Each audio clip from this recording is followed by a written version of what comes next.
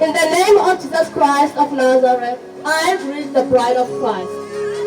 I will be performing a poem today, even though there is a huge contrast between my poem and the theme song.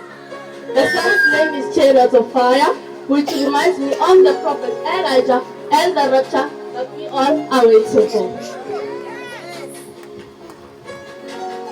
The young ones that made the difference, acknowledging the young ones that gave themselves up for our total freedom.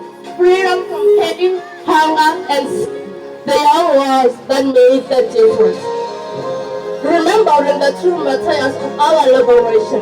Liberation from chains and shackles. Liberation from forces of darkness and evil.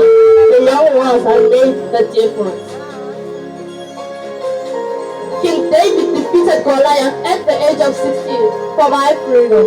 Joseph was sold to the Egyptians at the age of 17 for my freedom. John became the disciple between the ages of 15 and 18 for my freedom. The young ones that made the difference. The young ones that fought for my freedom. The young ones that stood up for my liberation. The young ones that sacrificed their lives for my joy.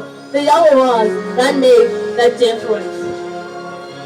Samuel was only 12 when he had the Lord for my sake. Isaiah was only 16 when he became king for my sake.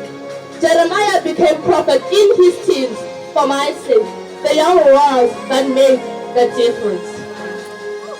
Forget about the Hector Peterson of this world. Forget about the Chikas Malima, Muti Maiman, and Yeti Mashini. Focus on those who fought for our salvation.